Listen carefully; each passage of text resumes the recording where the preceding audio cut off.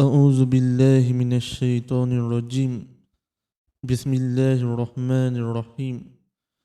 الحمد لله رب العالمين، والصلاة والسلام على أشرف الأنبياء والمرسلين وعلى آله وصحبه أجمعين. أما بعد، السلام عليكم warahmatullahi wabarakatuh. InsyaAllah hari ini kita akan melihat apakah tanda-tanda bahawasanya amalan di dalam bulan Ramadan kita diterima oleh Allah. Jadi kalau kita melihat setiap amalan yang dilakukan oleh seseorang boleh membawa kesan kepada seseorang. Kita boleh lihat adakah amalan seseorang itu diterima oleh Allah ataupun tidak. Sebagai contohnya lah kan, kalau orang yang pergi haji ataupun pergi umrah, maka dia akan balik daripada haji dan umrah. Apabila dia pulang daripada amal ibadah tersebut, maka kita lihat apakah perubahan yang berlaku pada dia. Dia akan menjadi orang yang lebih baik berbanding dia sebelum pergi menunaikan haji dan juga umrah. Sebagai contohnya lah kan, seorang tu dia pergi haji.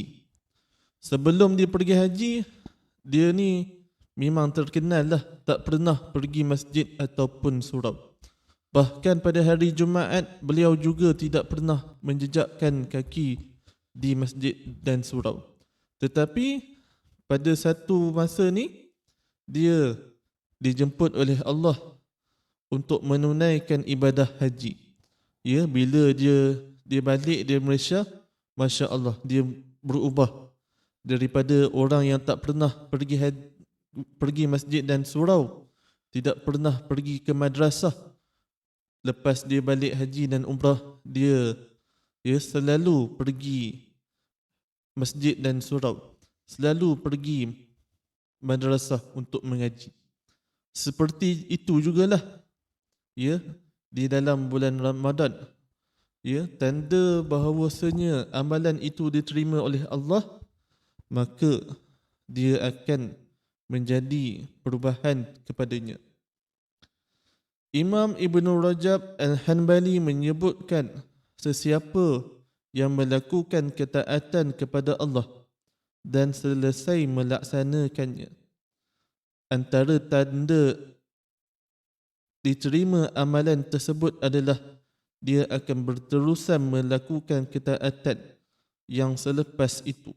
Jadi kalau kita nak tengok adakah amalan kita diterima oleh Allah di dalam bulan Ramadan, kita lihat selepas bulan Ramadan, adakah kita masih lagi melakukan amal ibadah kita di dalam bulan Ramadan selepas bulan Ramadan?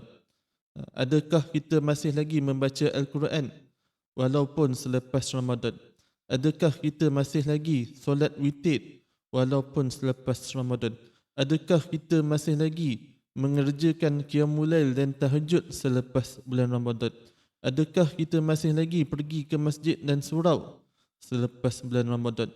Tetapi kalau sekiranya kita tidak melakukan amal ibadah yang kita lakukan di dalam bulan Ramadan, maka kata Ibnu Rajab Al-Hanbali, manakala tanda tertolaknya sesuatu amalan apabila amalan itu tidak diikuti, apabila amalan itu diikuti dengan maksiat.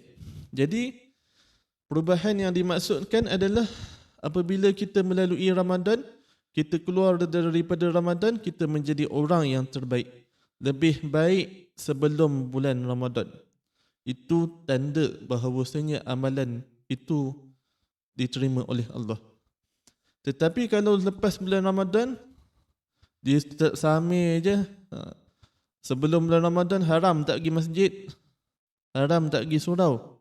Masa bulan Ramadan sentiasa pergi masjid, sentiasa pergi surau. Tetapi lepas bulan Ramadan sama je, tak ubah-ubah pun. Tak pergi masjid pun tak, pergi surau pun tak, mengaji pun tak. Itulah tanda bahawasanya amalannya tidak diterima oleh Allah. Ya. Apa sahaja kebaikan yang dilakukan selepas kejahatan akan menghapuskan kejahatan tersebut.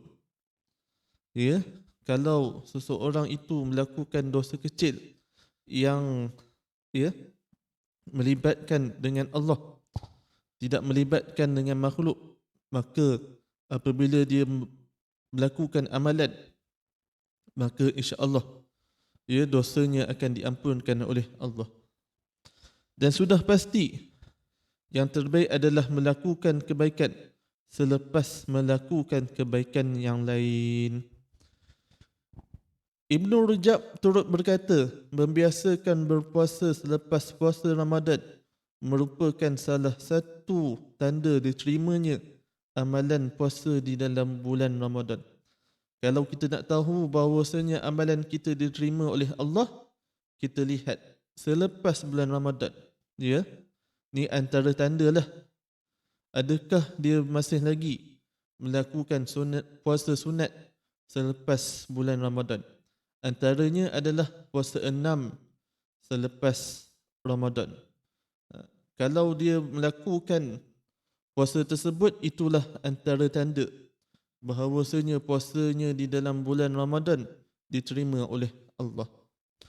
Sesungguhnya Allah Subhanahu wa taala jika menerima sesuatu amalan dari hamba, maka Allah memberi taufik untuk melakukan amalan soleh setelahnya. Nabi SAW pernah menyebut bahawasanya amalan yang baik adalah amalan yang berterusan, iaitu amalan yang istiqamah. Ya, amalan yang bukan hanya dilakukan secara bermusim, tetapi amalannya dilakukan setiap hari di dalam kehidupan seseorang itu. Daripada Aisyah radhiyallahu anha bahawasanya Nabi sallallahu alaihi wasallam bersabda, "Ahabbu a'mali ila Allah Ta'ala adwamuha wa in kullu."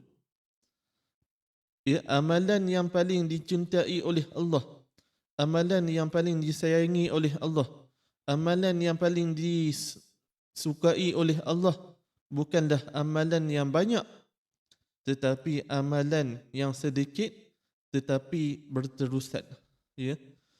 Seseorang itu suka menyedekahkan RM1 di dalam tabung, tetapi dia melakukan secara berterusan pada setiap hari. Itu lebih baik daripada sedekah RM100 hanya memberinya sehari. Walaupun amalan itu amalan yang sedikit, amalan yang tidak berapa besar, tetapi lebih baik melakukan amalan yang besar tetapi hanya melakukan amalan-amalan tersebut pada musim-musim yang tertentu. Walaupun kita hanya sembahyang 2 rakaat sahaja, tetapi dengan istiqamah itu lebih baik berbanding sembahyang 20 rakaat tetapi melakukannya hanya bermusim sahaja. Wallahu a'lam. Sekadar itu saja. Assalamualaikum warahmatullahi wabarakatuh.